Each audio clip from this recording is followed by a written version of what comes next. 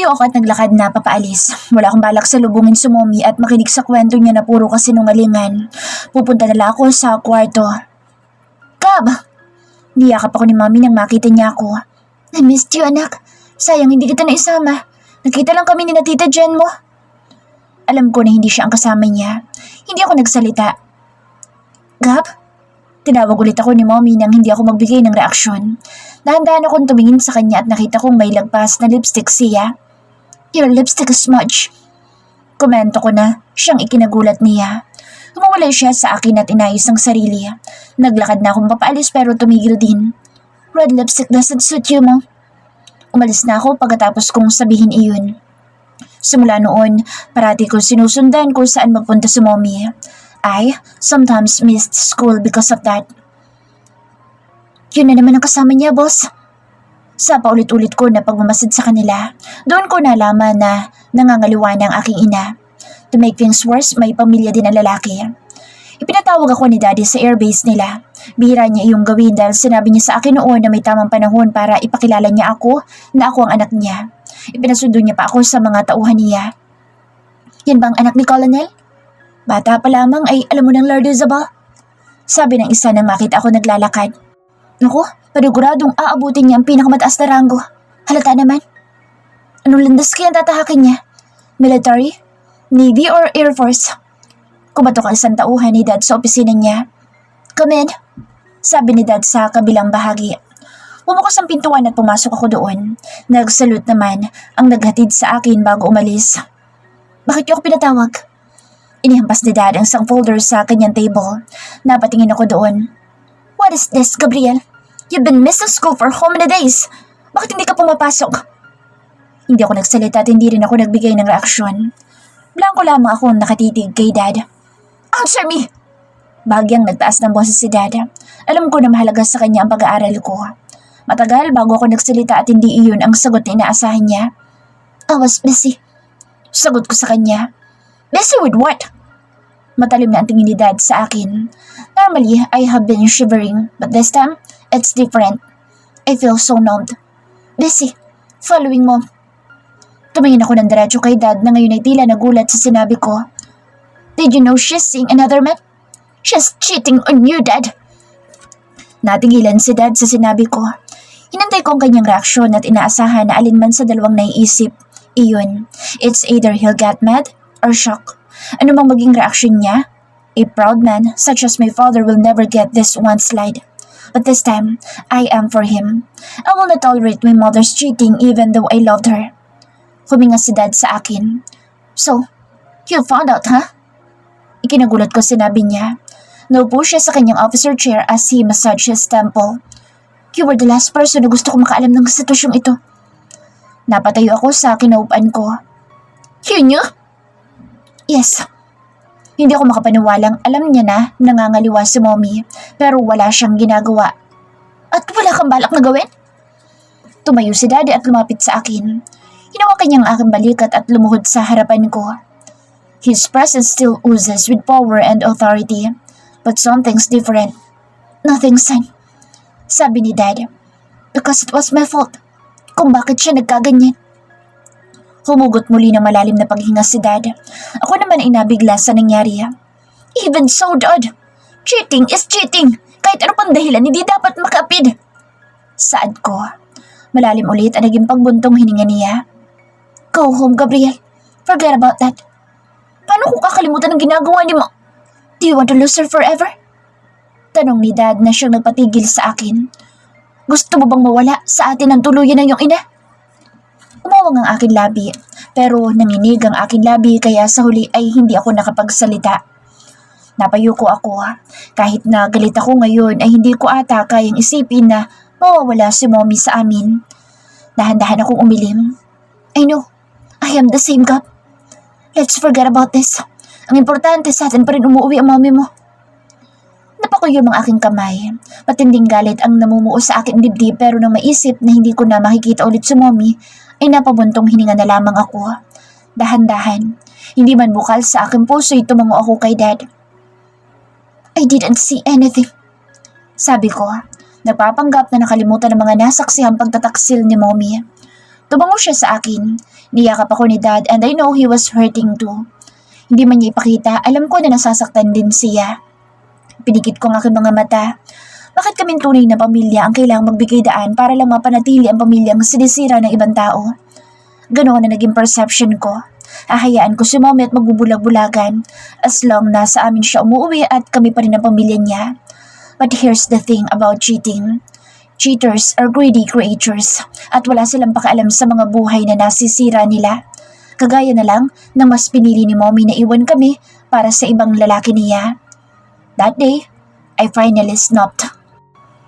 Nagtiis ako sa panlilimos sa pagmamahal ng aking ina pero bawat araw na lumilipas ay parabang dahan-dahan nang nauubos ang pagmamahal na meron siya sa pamilya niya at napupunta sa lalaking hindi ko alam kung paanong nakapasok sa buhay niya. I watched as my mother smiled at another man. I watched as my mother slowly slipped away from us. Nagtiis ako ng mahabang taon. Nagbulag-bulagan kami para lamang mapanatili ang pamilyang umpisa pa lamang ng pangangaliwa ay nasira na. We turned our heads and pretended like we didn't know anything. Ngunit kahit na anong gawin namin, we can never make the cheater stay.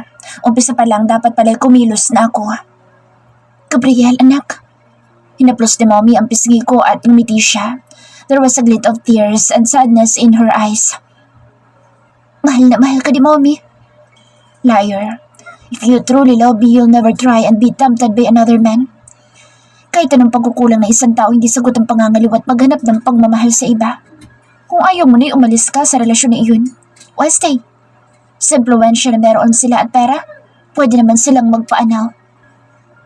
Alam mo iyan, hindi ba? Hindi ko nagsalita at nanatili lang ako nakatingin sa kanya. Niyakap ako ni Mommy for so many years that she kept stabbing my dad's back. Ngayon ko lang ulit naramdaman ang ganitong warmth mula sa yakap niya. For how many years, ngayon ko lang ulit naramdaman si Mommy. Why are you saying that now? Humiwalay siya sa akin matapos ko magtanong. May lungkot sa ngiti niya at hindi ko yun gusto. Basta, mahal na mahal ka ni Mommy. Hinalikan niya ako sa akin noo. Tumayo siya ng maayos habang ako ay pinagmamasdan lang siya. Pinapanood ang bawat galaw niya. Kinuha niya ang bag niya at suminghap. Aalis lang si Mommy, okay? Don't wait for me. Saan ka pupunta? Sa tuwing umaalis si Mommy noon, hinahayaan ko siya at wala akong sinasabi kasi alam ko kung saan siya pupunta. But now, I feel like I don't stop her. I will never get to see her again. Ngumiti lang siya sa akin. Be a good boy. Wake up, okay? Aalis na muna si Mommy. Oh, I'll see you later. Tumalikod na siya at nagsimulang maglakad. Tinangka siyang abutin ng mga kamay ko but it felt short. I couldn't reach her. And there, I realized, no matter how many times I tried to reach her, I can never stop her. Dahil matagal na niya kaming iniwan. Maaaring umuwi siya sa amin araw-araw pero naiiwan ang buong pagkatao niya sa lalaking kinakasama niya. Maaaring nasa amin siya araw-araw pero ang puso niya ay tuluyan ng nakuha ng iba. And that broke me. For years, I stayed silent. Inisip ko na baka mas maganda ito kaysa ang tuluyan kaming iwan ni Mommy. Ngunit lahat ay tunay na may katapusan. After that night, my mother never came home again. Nalaman ko kay Dad na hindi na uuwi si Mommy dahil sumama na ito sa lalaki niya. I felt nothing dahil pakiramdam ko'y manhid na ako. Noong gabi na iyon, doon ko napagtanto na sa tagal kong nagpanggap na hindi nasasaktan, tuluyan na akong namanhid. Para bang hindi na ako nagulat na sumama si Mommy sa lalaki niya. I can't feel anything but madness. Like I wanted to kill the man who destroyed my family and let my mother suffer and atone for her sins. Ipinahanap ko si Mommy, hindi dahil gusto ko siyang bumalik sa buhay namin, kung hindi para pahirapan ang buhay niya. People will say that revenge is not the right thing to do but I don't care about their beliefs. Pinahirapan kami ni Mommy dahil sa ginawa niya. At gusto ko rin silang magdusa. Nalaman ko kung nasaan sila. Akala ata nito ay makakawala sila sa amin. Alam niya dapat that our ability to find someone knows no bound. Kahit saan siya magtago, makikita at makikita namin sila. Your mother's pregnant, boss. Napatitig ako sa litrato na ibinigay niya sa akin kung saan ay nakikita si Mommy na pumunta sa klinik ng kanyang OB. Simple lamang ang buhay na meron sila at hindi kagaya ng kinagisnan niyang buhay. Halos mayukos ko ang litrato sa sobrang galit na nararamdaman ko. She dares to carry a child again when she doesn't deserve to be a mother for abandoning her firstborn. Kinuha ko ang lighter sa gilid ko at sinindihan iyon. Alam na ba ni Dad ang tungkol sa pagbubuntis ni Mommy? Tanong ko. Tumango sa akin ng isa sa mga private investigator na meron ng kumpanya namin. Yes, sir. Pero mukhang walang balak gawin sa Sir Michael. Hindi kaagad ako nagsalita. Malalim ang aking iniisip. Naguguluhan pa ako kung papahirapan ko ang buhay nila o ipaparamdam ko sa kanya na wala siyang karapatang maging ina. Tila ba nawala na ako ng moralidad dahil sa ginawang pangiiwan na iyon ni Mommy. Hindi ko man ipakita na naapektuhan ako but the wound hasn't healed yet and the scar was too deep. Don't do anything yet. Obserbahan mo muna. Sa ngayon wala akong pakaalam sa lalaki niya. Gusto kong unang magdusa si Mommy bago ko pahirapan ang ipinalit niya sa amin. My father didn't file an annulment pero nang malaman ng pamilya ni Mom ang ginawa niya, they cut all her wealth. Kaya ngayon ay simpleng buhay lamang ang meron sila. Ang alam ko rin, epektibo pa rin ang kasal na lalaking kinakasama ng aking ina. Good, kabit pa rin silang maituturing kahit anong gawin nila. They will never get the happiness dahil hindi sila maaaring ikasal. Bukod pa doon kahit anong gawin nila, ang batang dinadala ni Mommy ay mananatiling anak sa labas. Mamamatay silang mga kabit at hindi iyon mawawala sa kanilang pagkatao. Your mother had a miscarriage, sir. Sabi sa akin ng private investigator ko. Ilang araw matapos niyang ibalita na buntis ito. Tumingin ako sa kanya dahil sa ibinalita niya sa akin. The baby's dead. Tumaas ang kilay ko. May ginawa ka ba? Nagulat siya sa itinanong ko pero agad din na umiling. Wala po. Ang sabi niyo sa akin, hintayin ko ipag-uutos ninyo. Wala pa po kaming ginagawa. Mukhang hindi na po kaya magbuntis ng iyong ina. Hindi na ako nagsalita. Sandali akong hindi kumikilos hanggang sa tumayo ako. Nakuha ko ang atensyon ni na Diego na nasa gilid ko. Naglakad akong papalabas ng bahay at sunundan ako ni na Diego. Saan ka pupunta, Gabriel? May project tayong kailangan tapusin para sa final. That can wait. Sabi ko bago pumasok sa kotse na naghihintay sa akin. Wala na ring nagawa sina Diego at Caleb kung hindi ang sumakay. Nakita ko sina Nazarus at Xavier na nagtatangkang sumunod pero sumenyas ako sa kanila na manatili sa bahay. Agad naman nilang nakuha iyon. Umalis ang sasakyan at sinabi ko ang pangalan ng ospital kung saan naroroon si Mommy. Maiwan na muna kayo dito. Yun na naging bilin ko kina Diego at Caleb bago ako pumasok sa loob ng silid kung nasaan si Mommy. May nakasalubong akong nurse. Nagulat siya na makita ako. Kano-ano po kayo na pasyente? Bawal po kasi siyang bisitahin kung hindi immediate family. The patient experiencing extreme...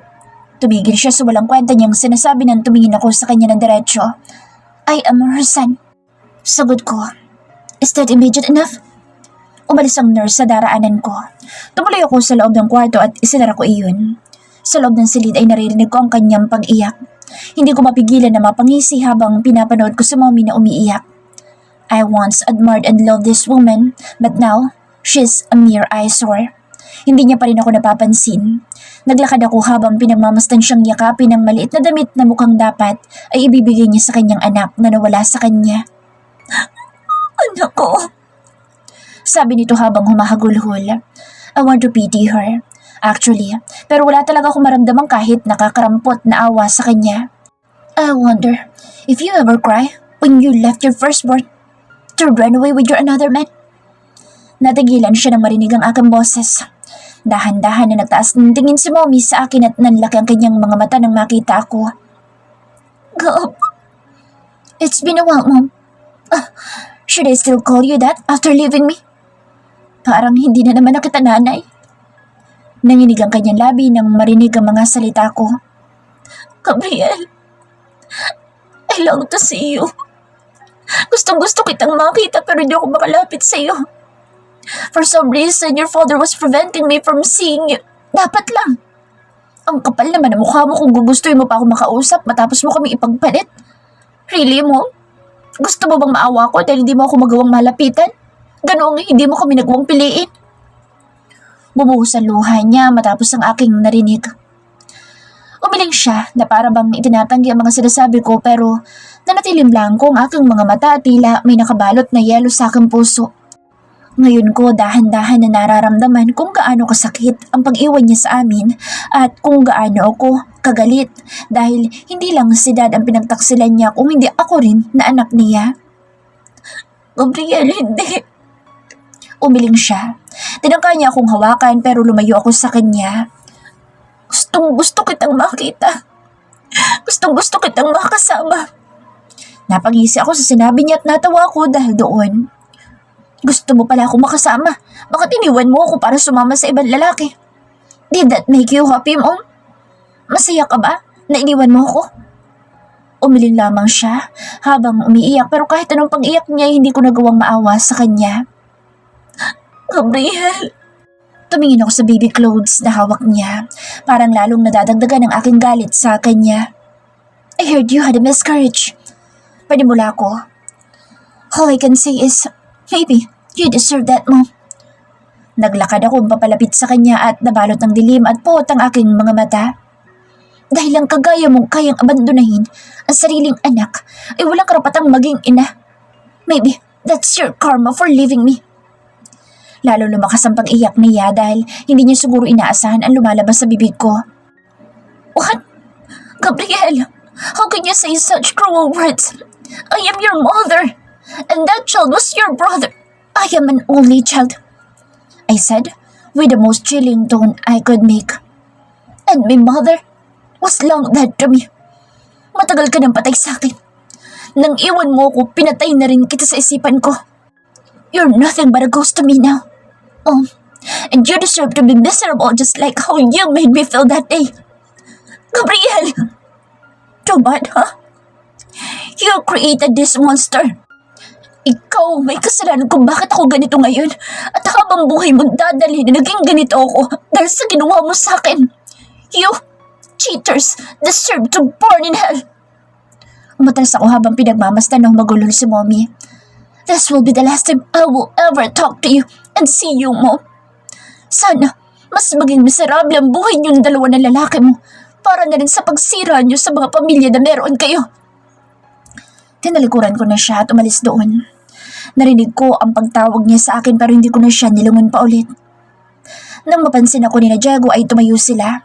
Hindi na sila nagtanong dahil nakapagkit siguro sa mukha ko ang matinding galit. Mag-isa akong uuwi ngayon galing sa skola. May kailangan pa kasing gawin si Diego kaya sabi ko'y mauna na ako. Tinakasan ko rin ang driver ko.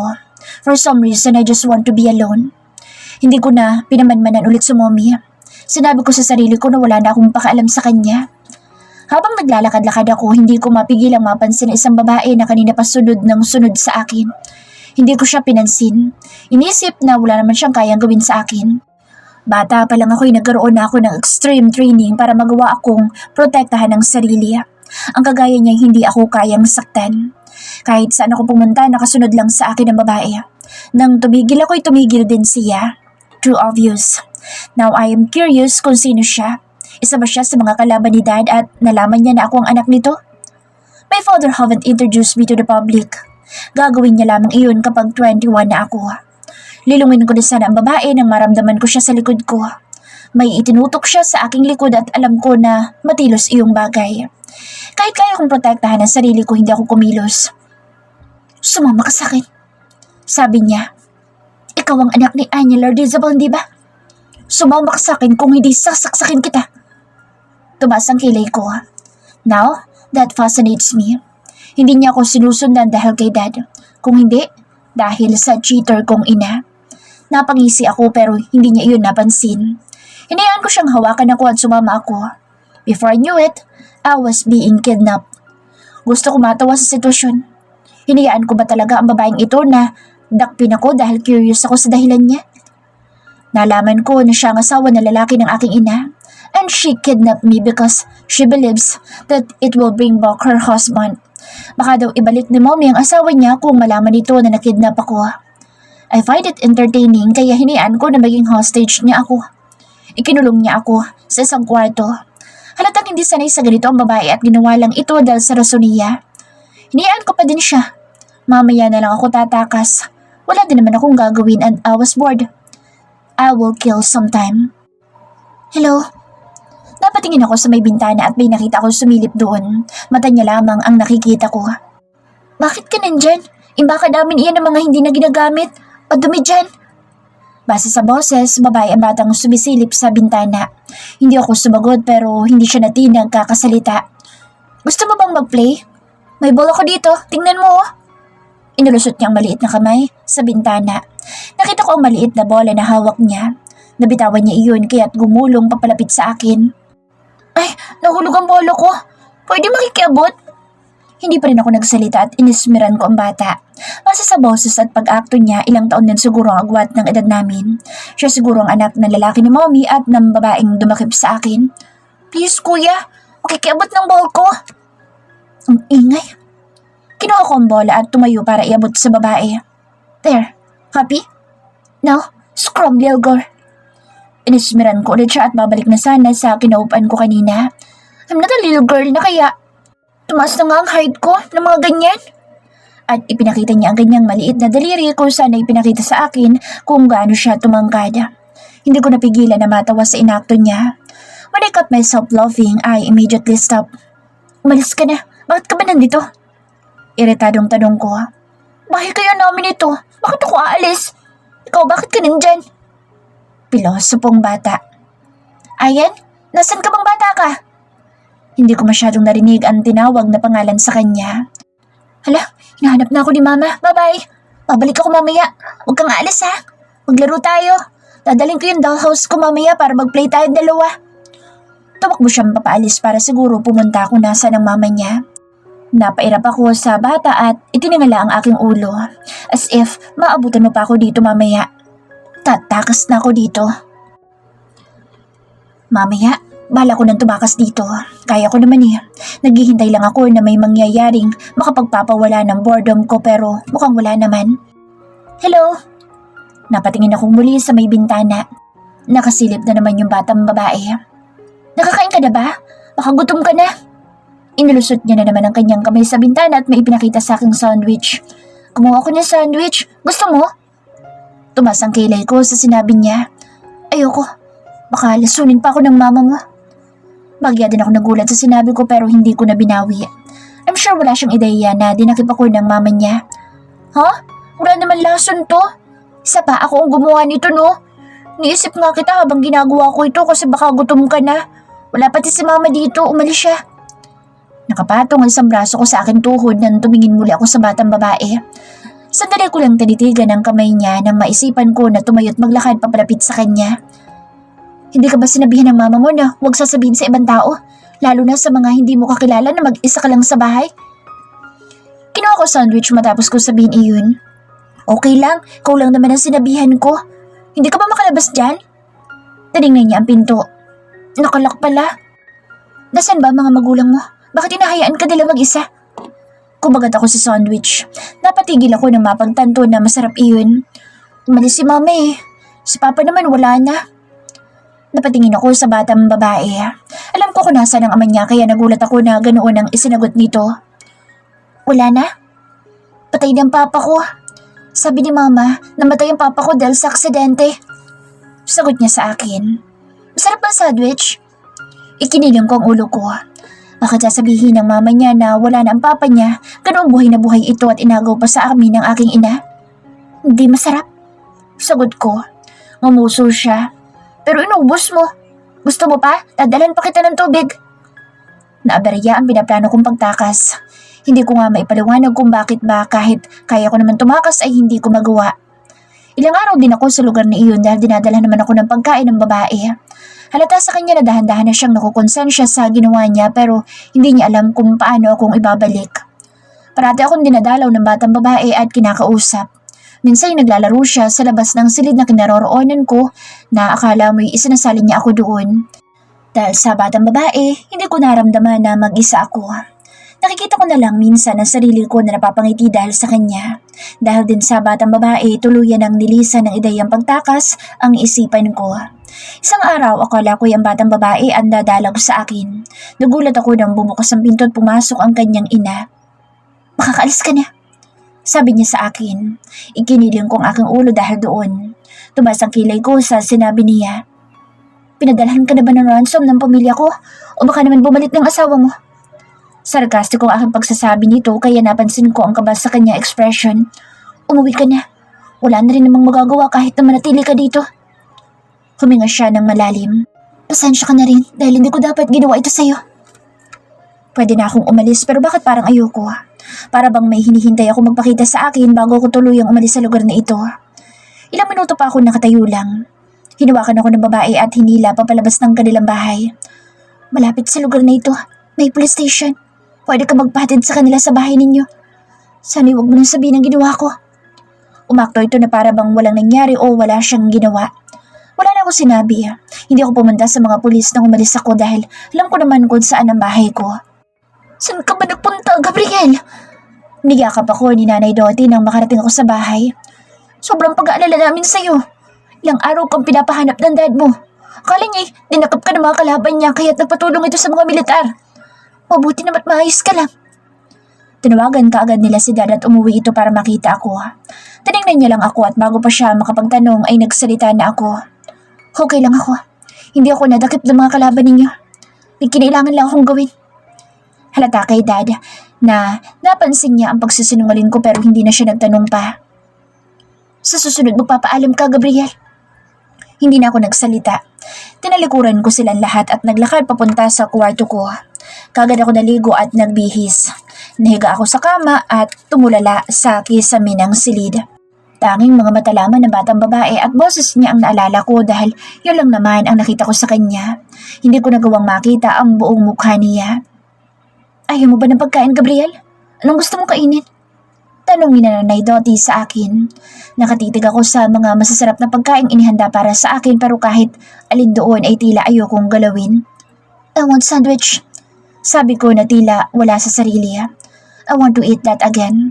Her sandwiches weren't fancy but it was the most delicious sandwiches I had had in a while.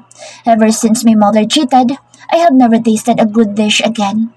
Hindi dahil hindi masarap ang luto ng mga chefs namin sa bahay, kung hindi tila ba parating may kulang dito. Ha? Nagtataka silang lahat pero sunod nila ang pinapagawa ko. They made me a sandwich. Kinain ko yun pero hindi ko nagustuhan. This wasn't the same. Tumayo ako at tinanong ako ni Nanay Dottie kung saan ako pupunta pero hindi ko siya sinagot. Kasama mga tauhan ko at ang driver ay umalis ako ng bahay. Anong ginagawa natin dito? Tanong ni Diego. Nasa harap ako ng bahay ng babaeng dumakip sa akin noong nakaraan. But the house looks like empty. Hindi ko sinagot ang tanong ni Diego. Naglakad akong papalapit sa bahay at nakita na sarado na ang gate. Sinilip ko ang loob pero mukhang ang walang tao. Sino kailangan nila? May lumapit sa akin matandang babae. The people who live here. Tumingin ang matandang babae sa bahay bago ibalik sa akin. Ah, yung mag-ina ba? Umalis na sila. Ibinenta na rin yung bahay at lupa. May kakaiba akong naramdaman at hindi ko iyon gusto. Saan daw po pumunta? Nagkibit balikat ang matandang babae. Walang sinabi. Nagmamadali silang umalis. Sandali ako natigilan dahil sinabi ng matandang babae. I see. Umalis na sila matapos ata akong palayain ng babae. Siguro iniisip nito na magsusumbong ako sa ginawa niya at babalikan siya ng pamilya ko. Tiningnan ko pa ang bahay ng isang beses bago ako magdesisyon na umalis na. Maybe some people were just really meant to pass by, but never stay. Ganoon siguro ang batang babae. Hindi ko na siya hinanap. Naging abala din naman ako sa sariling buhay, lalo na at inihahanda na ako ni Dad na mapa-enlist sa military. I want to do something else. Sabi ko sa kanya.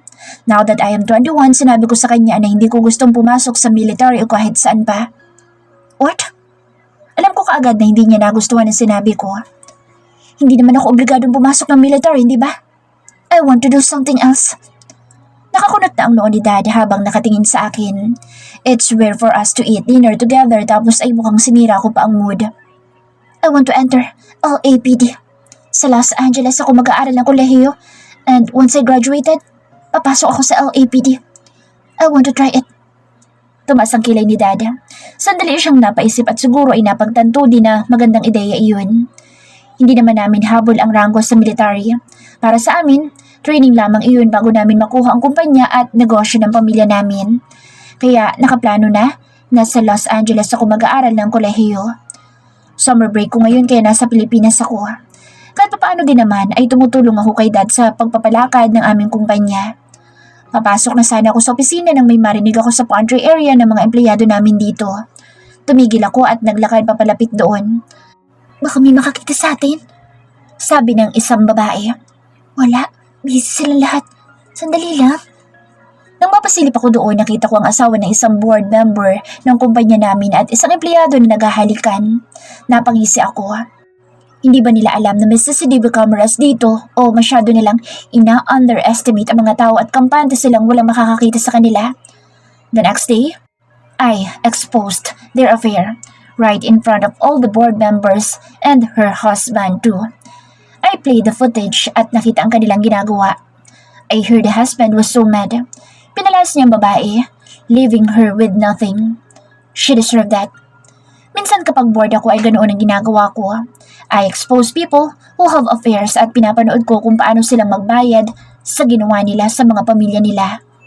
I never believed in marriage or loved anyway. Matagal nang patay sa akin ang mga bagay na iyon. I joined the SWAT after graduating from college and soon enough, I was appointed as the commander of the LAPD SWAT department. Ilang taon lang din naman ako doon at nang makuha experience na kailangan ko'y umalis din ako para mag-focus sa negosyo na meron ng pamilya ko. My father retired early and I took over the company and all our businesses. Everything went well until my father started nagging me about marriage. Alam na alam niya na ayokong pinag-uusapan iyon. Why not settle for someone you can't love, Gabriel? In that case, magloko man sila, hindi ka masasaktan. Gusto ko matawa sa sinabi ni Sebastian, isa sa mga kaibigan ko.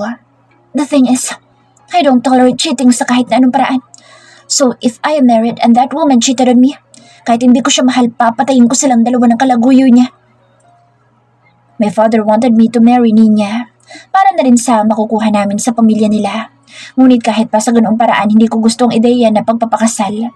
Nasusuka ako at kinamumuhian ko ang ideya na iyon. We need an heir, Gabriel. Sabi ni Dad sa akin. Hindi ko tatanggapin na sa iyo. Matatapos ang pamilya natin. Doon pumasok sa isipan ko ang ideya na mag-hire ng baby maker, kung saan may mga kondisyon kaming ilalatag. I found the perfect baby maker, but turns out, she would be the woman who changed my every perception. Ayan Villanueva broke every wall I built over the years. She taught me how to yearn, how to show affection, and the feeling of wanting to be loved and loving someone. Kaya gagawin ko ang lahat para maging maayos ulit ang mga paa ko at wala akong ititira sa mga taong gustong saktan ang babaeng minamahal ko. I will destroy everyone who tries to harm my wife and my daughter, and I will make sure they never see the sun rise again.